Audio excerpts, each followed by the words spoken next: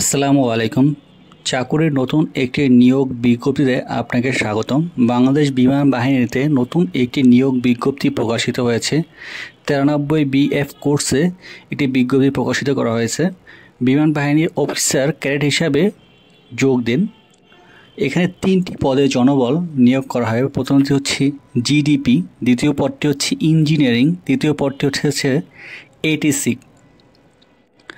পদগুলোর জন্য বিজ্ঞান বিভাগে উত্তীর্ণ হতে হবে। প্রথম পদটির জন্য সিজিপিএ 4.50 থাকতে হবে এবং গণিত ও পদার্থে এ থাকতে হবে জিডিপি এর জন্য।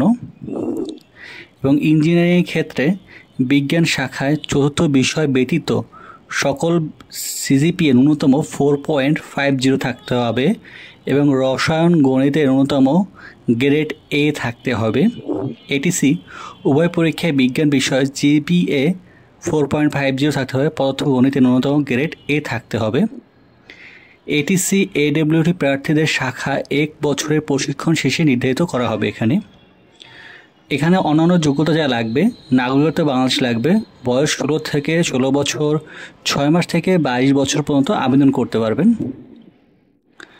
উচ্চতা পুরুষ প্রার্থীদের ক্ষেত্রে কমপক্ষে 6 ফিট 4 ইঞ্চি বা 64 ইঞ্চি, মহিলা প্রার্থীদের ক্ষেত্রে 64 ইঞ্চি বা 62 ইঞ্চি, পুরুষ প্রার্থীদের ক্ষেত্রে কমপক্ষে পুরুষের 32 ইঞ্চি বুকের মাপ এবং প্রসারণ অবস্থায় 2 ইঞ্চি বর্ধিত হবে। মহিলাদের ক্ষেত্রে 28 ইঞ্চি, প্রসারণ অবস্থায় 2 ইঞ্চি বর্ধিত হয়।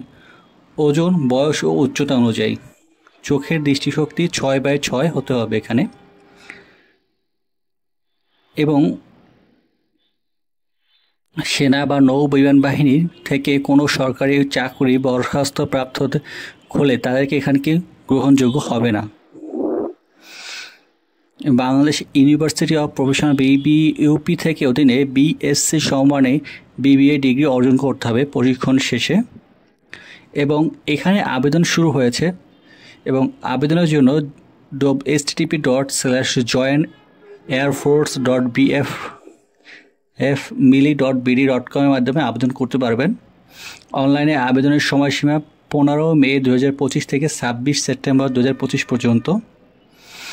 এবং 2025 সালে যারা এসএসসি পরীক্ষায় আবেদন করতে পারবেন, এসএসসি পরীক্ষায় যারা আবেদন করতে পারবেন না, 2025 সালে যারা পরীক্ষা দিয়েছেন তারা আবেদন করতে পারবেন না, এখানে উল্লেখ করে দেওয়া হয়েছে। ভিডিওটি সম্পর্কে যদি আপনাদের কোনো মন্তব্য থাকে আমাদের ভিডিও নিচে কমেন্ট করতে পারেন, আমি সে সকল প্রশ্নের উত্তর দিয়ে থাকবো। ভিডিওটি যদি ভালো লেগে থাকে অবশ্যই আমাদের চ্যানেলটি লাইক অ্যান্ড সাবস্ক্রাইব করে আমাদের পাশে থাকবেন। ধন্যবাদ।